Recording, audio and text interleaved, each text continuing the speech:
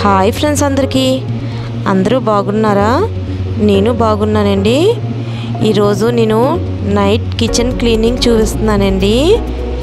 Morning నుంచి అలా ఏం గిన్నెలు తోమలేదండి, అలా ఉంచేసాను. ఇప్పుడు రాత్రి అన్నీ కలిపి ఒకసారి తోమేద్దామని. బాబుకి స్కూల్ ఉంటే ఎప్పుడు గిన్నెలు అప్పుడు తోమేదానండి. ఈరోజు మా బాబుకి హాలిడే స్కూలు, అందుకని గిన్నెలు ఏమి తోమలేదు. అలా మార్నింగ్ నుంచి అన్నీ ఉంచేసిన వల్ల చాలా గిన్నెలు అయిపోయాయండి. స్టవ్ కూడా ఎలా క్లీన్ చేసుకోవాలో మీకు చూపిస్తానండి, చూసేయండి. ఇదిగోండి చెత్త అంతా, అక్కడంతా చెత్త తీసేస్తున్నాను. ఆ తర్వాత ఇదిగోండి చాలా చండాలంగా ఉంది స్టవ్ కూడా. ఫస్ట్ వేస్ట్ గిన్నెలోని ఇలా లైజాల్ వేసుకున్నానండి. నేను ఎప్పుడు స్టవ్ కడిగినా ఇలా లైజాల్తోని కడుగుతానండి. అప్పుడు మనకి మంచి స్మెల్ వస్తుంది. మొత్తము కౌంటర్ టాప్ అంతా కూడా నీట్గా ఉంటుందండి. మా కిచెన్ చాలా చిన్నదండి.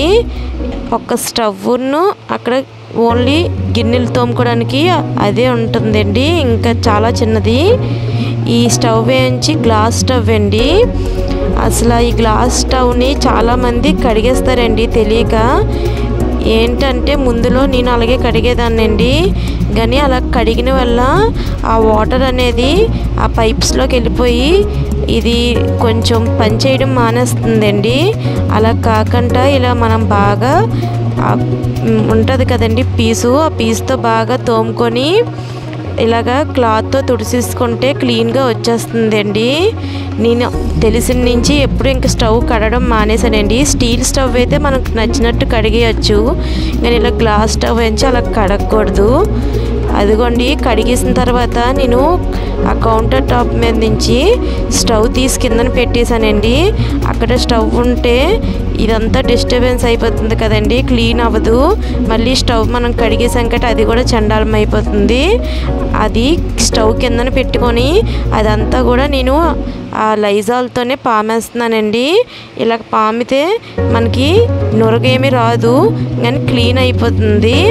లైజాల్ చాలా బాగా యూజ్ అవుతుందండి కిచెన్ క్లీనింగ్కి. మీరు ఎప్పుడైనా ఒకసారి ఇలా ట్రై చేయండి కిచెన్ క్లీనింగ్ చేసేటప్పుడు. ఇదిగోండి వాటర్ వేసుకొని ఆ వైపర్తోని అలా నీట్గా చేసేసానండి టాప్ అంతా. ఆ తర్వాత ఈ గిన్నెలు చూడండి, చాలా గిన్నెలు అయిపోయి.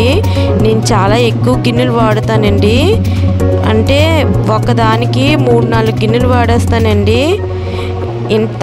ఎంత తక్కువ వాడదామనే అస్సలు వాడలేనండి, అదేమో తెలీదు. ఇదిగోండి ఇవన్నీ తోమేస్తున్నాను. నేను ఫస్ట్లో తెలియక గిన్నెలు ఏమీ నైట్ తోమేదాన్ని కాదండి.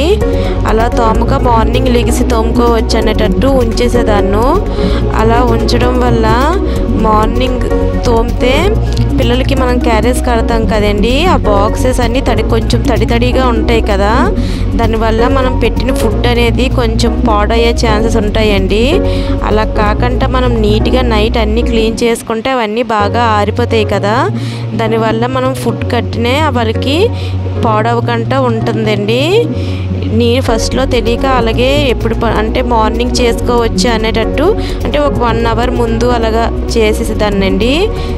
అలా కాకుండా ఇలా తెలిసిన తర్వాత అప్పుడు నుంచి నైటే క్లీన్ చేసుకుంటున్నాను. అంటే స్కూల్ ఉండేటప్పుడు మాత్రం ఎట్టి పరిస్థితిలో నైట్ కన్ఫర్మ్గా ఇవన్నీ గిన్నెలు తోమేస్తాను. అప్పుడు మనకి బాగుంటుంది కదా, మార్నింగ్ కొంచెం పని తగ్గుతుంది. లేదంటే క్యారేజ్ అవన్నీ వండుకొని ఈ గిన్నెలన్నీ తోమాలంటే టైం కూడా వేస్ట్ అవుతుంది కదా. అలా నేను గిన్నెలన్నీ తోమేసి అలా కంచాల బుట్టలో వేసేసానండి. ఇవి నేను లిక్విడ్ వాడతానండి గిన్నెలు తోమడానికి. ఇలా సబ్బులు ఉంటాయి కదండి, అవి వాడను.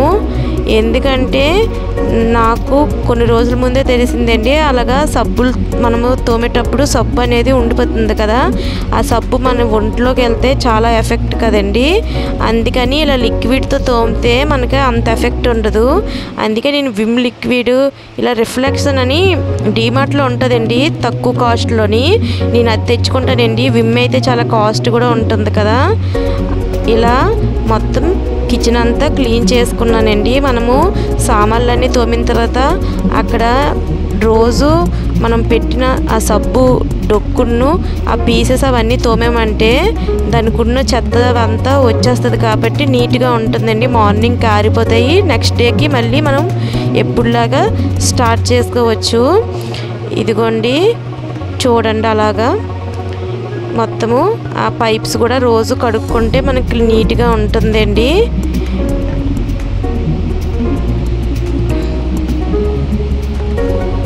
మార్నింగ్ ఇంకా రేపు బాబుకి హాఫ్ డే ఉందండి.